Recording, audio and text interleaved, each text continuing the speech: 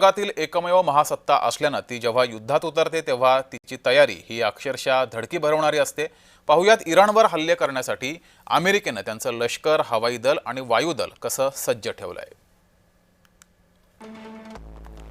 इराणजवळील अमेरिकेच्या मित्र राष्ट्रांमध्ये 120 पेक्षा अधिक लढाऊ विमानं आणि 2 मोठ्या युद्धनौका या अमेरिकेने तैनात केल्यात। लढाऊ विमानांमध्ये F-22, F-35, F-15 आणि F-16 चा समावेश आहे। अत्यंत ताकदवर अशी ही लढाऊ विमानं आहेत। हवेतून पाळत ठेवण्यासाठी अद्ययावत सामुग्री सुद्धा अमेरिकेकडे आहे, त्याचाही वापर अमेरिका करते आहे।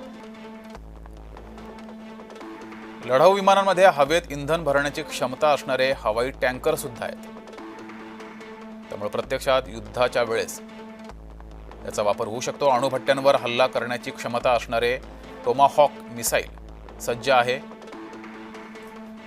स्थानिक सहायतेसाठी अपाचे आणि चिनूक हेलिकॉप्टर्स सुद्धा तैनात केले गेलेत।